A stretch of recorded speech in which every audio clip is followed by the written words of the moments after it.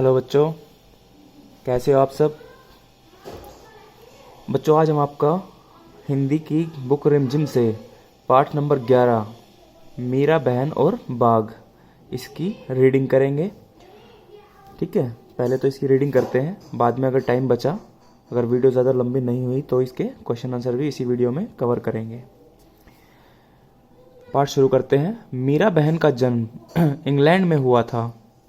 गांधी जी के विचारों पर उन पर इतना असर हुआ कि वे अपना घर और अपने माता पिता को छोड़कर भारत आ गई और गांधी जी के साथ काम करने लगी।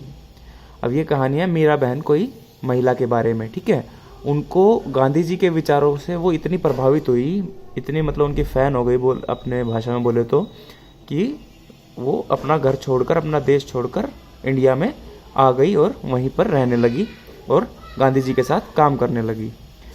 आज़ादी के 5 साल बाद उन्होंने उत्तर प्रदेश के एक पहाड़ी गांव गेवली में गोपाल आश्रम की स्थापना की। कहाँ की बच्चों? गोपाल आश्रम की स्थापना की। कहाँ पर? उत्तर प्रदेश में, यूपी। ठीक है, उत्तर प्रदेश के एक पहाड़ी गांव में गेवली, जिसका नाम था, गांव का नाम था गेवली, वहाँ पर गोपाल आश्रम की स्थापना की। उस आश्रम में मीरा बहन का बहुत सारा समय पालतू पशुओं की देखभाल में बीतता था, लेकिन गेवली गांव के आसपास के जंगलों में बाघ जैसे खतरनाक जानवर भी रहते थे। ठीक है भाई, आसपास क्या रहते थे? बाघ जैसे खतरनाक जानवर भी। पहाड़ी गांव में अक्सर बाघ का डर बना रहता है। जंगल काटने के कारण शिकार की तलाश में बाघ कभी कभी गांव तक पहुंच जाता है। गेवली गांव में एक बार यही हुआ। एक बाघ ने गांव में घुसकर एक गाय को मार डाला। सुबह होते ही यह खबर पूरे गांव में फैल गई। गांव के लोग डरे कि यह बाघ कहीं फिर से आकर दूसरे पालतू जानवरों और किसी आदमी को ही अपना शिकार न बना ले। गांव के लोग गोपाल आश्रम गए और उन लोगों ने मीरा बहन को अपनी चिंता बताई। तो इस पैराग्राफ में क्या है भाई? उस गांव में क्या नाम है, बाघ, जैसे बोलते हैं टाइगर, वो घुसाता था भाई, और उसने एक गाय को मार दिया। तो लोग परेशान हो गए कि दोबारा से ये बाघ आकर गाय को ना मारे। तो वो लोग किसके पास गए? मीरा बहन के पास जाने का फैसला किया उन्होंने, और उनको अपनी चिंता बताई। अपनी चिंता मतलब क्या बोलते हैं, अपनी प्रॉब्लम बताई। गांव के लोगों ने अंत में तय किया कि बाघ को कैद कर लिया जाए। उसे कैद करने के लिए उन्होंने एक पिंजड़ा बनाया। पिंजड़े के अंदर एक बकरी बांधी। अब बकरी किस लिए बांधी भाई? उसको चारा डालने के लिए भाई। शेर को बकरी देख के वो पिंजरे की तरफ आएगा और पिंजरे में बंद हो जाएगा। ये उन्होंने प्लान बनाया। योजना यह थी कि बकरी का मिमियाना सुनकर बाघ पिंजरे की तरफ आएगा। जैसा कि मैंने बताया अभी, पिंजरे का दरवाज़ा इस प्रकार खुला हुआ बनाया गया था कि बाघ के अंदर घुसते ही वह दरवाज़ा झटके से बंद हो जाए। शाम होने तक पिंजरे को ऐसी जगह पर रख दिया गया जहां बाघ अक्सर दिखाई देता था। यह जगह मीरा बहन के गोपाल आश्रम से ज्यादा दूर नहीं थी। रात बीती। सुबह की रोशनी होते ही लोग पिंजरा देखने निकल पड़े। उन्होंने दूर से देखा कि पिंजरे के दरवाजा बंद है।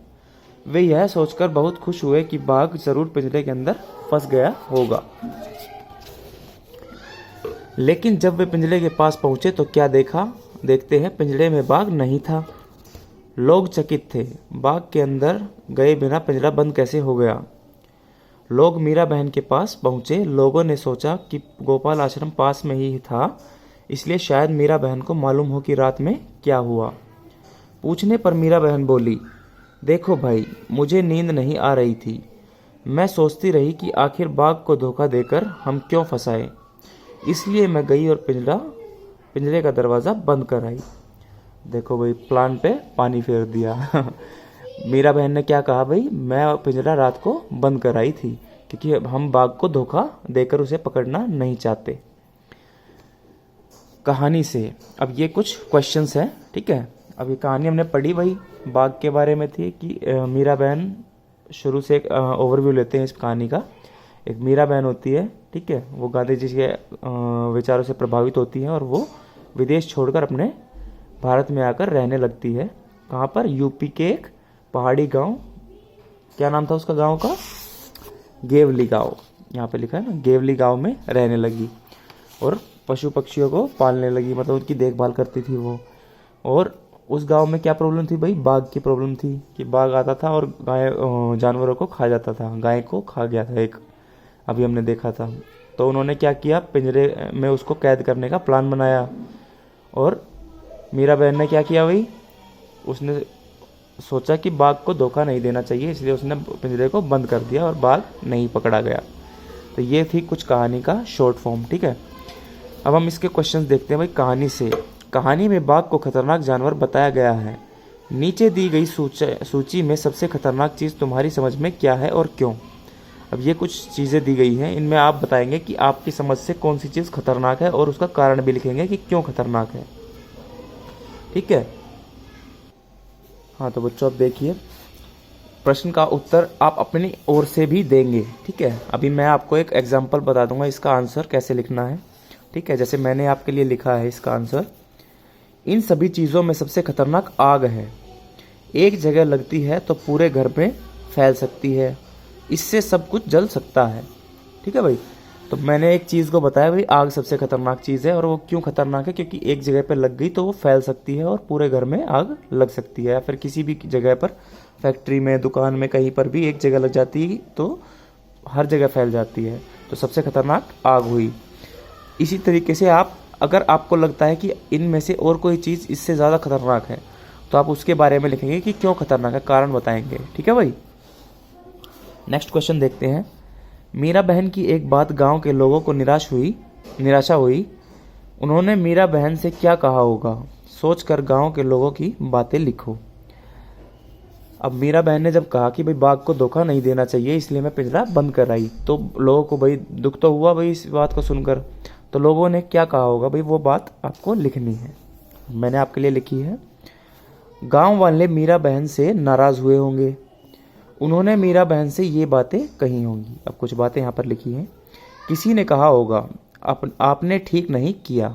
भाई सही बात है, क्योंकि बाघ फिर से आएगा, जानवरों को खा जाएगा। किसी ने कहा होगा ऐसे जानवर के लिए दया रखना मूर्खता है। भाई जो जानवर दूसरे जानवरों को खा जाएगा, उनके पालतू जानवरों को खा जाएगा। और जैसे कुछ लोग पालते भी हैं, गाय से दूध बेचते हैं, उनका घर भी चलता है उस चीज़ से। तो अगर वो खा जाएगा तो उनका तो नुकसान है। किसी ने कहा होगा अब बाघ किसी जानवर या आदमी को ले गया तो उसकी जिम्मेदार आप होंगी। भाई किसी ने ये भी सही बात कही है कि भाई अगर कोई बाघ ने अगर किसी आदमी पर हमला कर दिया, उसे खा गया, मार दिया, तो उसकी जिम्मेदारी आप पर होगी, क्योंकि आपने उसे पकड़ने नहीं दिया। तो ऐसा कुछ लोगों ने कहा होगा। इसके अलावा अगर आप और भी कुछ कहानी बना सकते हैं तो आप पॉइंट बनाकर ऐसे ही लिखेंगे। नेक्स्ट है, गेवली गांव के आसपास के जंगलों में बाघ जैसे खतरनाक जानवर भी रहते थे। तुम्हारे हिसाब से नीचे लिखे जंतुओं में से कौन कौन खतरनाक हो सकता है, उन पर गोला लगाओ। जिनके नाम पर तुमने गोला लगाया वे कब खतरनाक हो सकते हैं। अब ये कुछ नाम दिए गए हैं, ठीक है, जंतुओं के। जंतु क्या होता है भाई, जीव होते हैं एक तरह से, मतलब जीव को कहते हैं जंतु। तो उसमें हर तरह के जानवर आ जाते हैं। तो इनमें से कौन कौन से खतरनाक होते हैं वो आपको बताना है और क्यों होते हैं, ठीक है, उनका कारण बताना है। तो इसका भी क्वेश्चन का आंसर मैंने लिखा है आपके लिए। चीता, भाई पहले तो राउंड देख लेते, सर्कल किस किस पर किया है मैंने। भाई चीता, भैंस तो खतरनाक होती नहीं भाई, पालतू जानवर होती है। बकरी भी। चीता भाई जंगली जानवर है तो खतरनाक होगा ही। कुत्ता तो पालते भी हैं लोग, तो इतना खतरनाक कैटेगरी में नहीं रखेंगे इसे। बिल्ली भी पालतू होती है, ठीक है। चूहा भी ज़्यादा खतरनाक नहीं होता। सांप खतरनाक होता है क्योंकि वो जहरीला होता है। बिच्छू, वो भी जहरीला होता है। कछुआ नहीं। केचुआ भी कोई आम ऐसे ही मिल जाते हैं, वो तो बिल्कुल खतरनाक, काटते भी नहीं है। तिलचट्टा, ये एक तरह का इंसेक्ट होता है, तो ये भी खतरनाक होता है, डंक मारता है। कबूतर पालते हैं लोग, खतरनाक नहीं होता है। तो भालू भी एक जंगली जानवर है, तो वो खतरनाक। तो मोस्टली जो भी जंगली जानवर है वो सब खतरनाक हो सकते हैं। और वो क्यों हो सकते हैं उसका हम देखते हैं आंसर में। चीता, जब वो बहुत दिनों से भूखा हो या उन्हें कोई नुकसान पहुंचाता है तब ये खतरनाक हो सकते हैं। भाई चीता को अगर कोई जंगल में जाकर छेड़ेगा, परेशान करेगा, तो वो उसे खा ही जाएगा, है ना। तो इसलिए वो खतरनाक हो सकता है। और जब वो भूखा हो, जब वो भूखा होगा तो किसी पर भी हमला कर सकता है। सांप, जब कोई चलते हुए उन पर पैर रख दे तब ये अचानक काट लेते हैं। भाई सांप तो रेंगता हुआ चलता है ना, अब ना बाई चांस ऐसा हो जाए कि भाई किसी का ध्यान ना गया हो और उस पर पैर रख दे उसकी पूंछ पर या कहीं पर भी, तो वो काट सकता है। तो एक तरह से ये एक इंसिडेंट हो सकता है जब वो खतरनाक हो सकते हैं। बिच्छू, जब उन्हें लगे कि कोई पहुंचा रहा है या उसके रास्ते में आ जाए। यहाँ पर नुकसान लिखना चाहिए कि कोई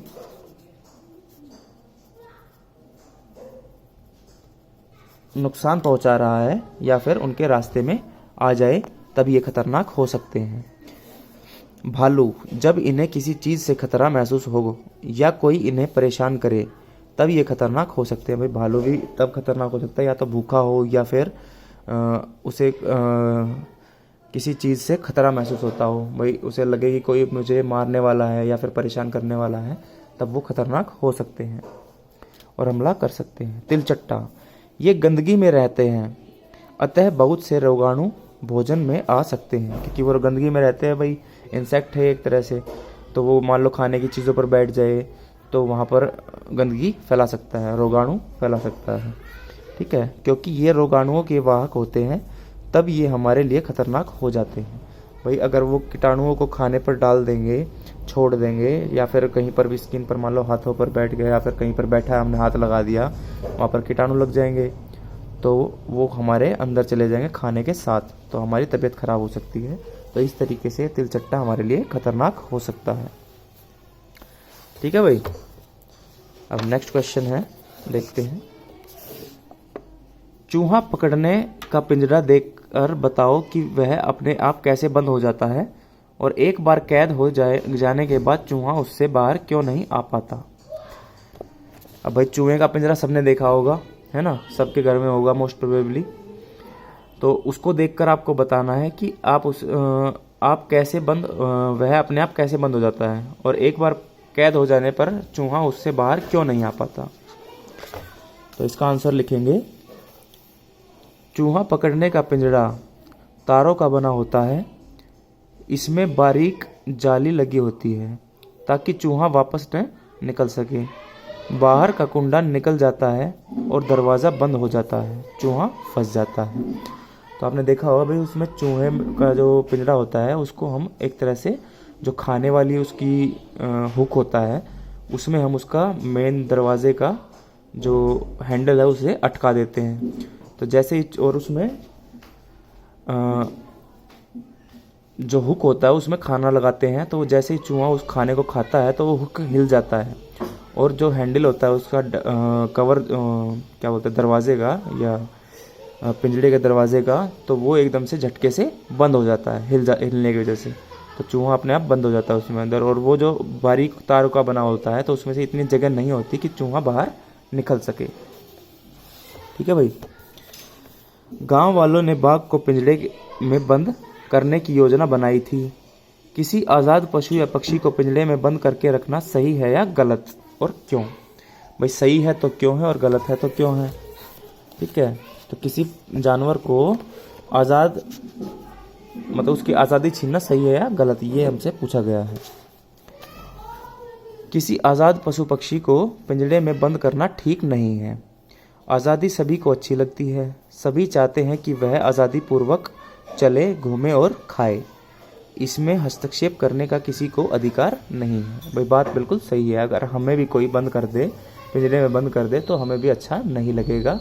हमें भी उतना जैसे घूमने का हक है, आज़ादी से खाने पीने का हक है, तो वैसे ही जानवरों को भी है। तो उन्हें पिंजरे में कैद करके रखना ठीक नहीं है, तभी वो जो मीरा बहन थी उसने उसे बंद नहीं करने दिया था। नेक्स्ट है, अपने मन से सोचकर लिखो ऐसे कैसे हो गया। पहला क्या है भाई, बाघ की खबर पूरे गांव में फैल गई कैसे। ठीक है, और दूसरा है, लोग मीरा बहन के पास पहुंचे, क्यों पहुंचे भाई, कारण लिखना है इसका। पिंजरा बिना बाघ के बंद हो गया कैसे। तो इन तीनों प्रश्नों के उत्तर देने हैं। अब पहला प्रश्न क्या है भाई, बाघ की खबर पूरे गांव में फैल गई कैसे।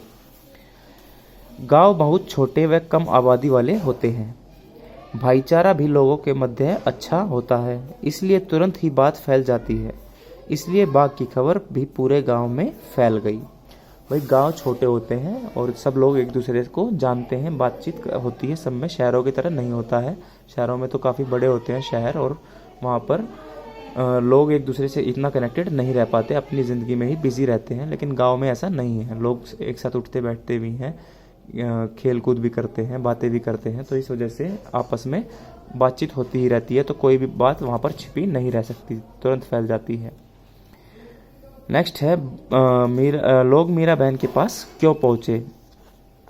इसका उत्तर है भाई, लोग मीरा बहन के पास अपनी परेशानी बताने गए थे। उन्हें यकीन था कि मीरा बहन उनकी समस्या का कोई न कोई हल निकाल लेगी। तो मीरा बहन के पास किस लिए गए थे, वो अपनी परेशानी का हल ढूंढने गए थे, और उनको विश्वास था कि वो कोई ना कोई हल उन्हें बता देगी। पिंजरा बिना बाघ के बंद हो गया कैसे। हम सब जानते हैं पिंजरा बिना बाघ के ही बंद हो गया क्योंकि मीरा बहन ने उसे रात में जाकर बंद कर दिया था। ठीक है भाई, ये हमने कहानी में भी पढ़ा था। सोचो अगर यह कहानी बकरी सुनाती तो क्या क्या बताती, उसकी कहानी मज़ेदार होती ना।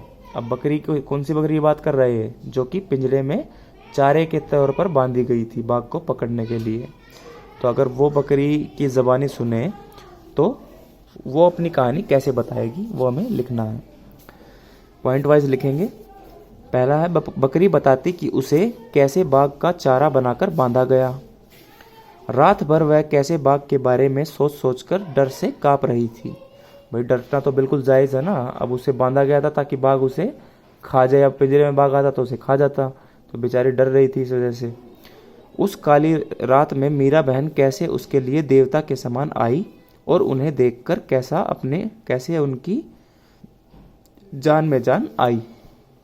तो उसने, बकरी कहती है भाई मीरा बहन तो मेरे लिए देवता की तरह आई और उन्होंने मेरी जान बचाई।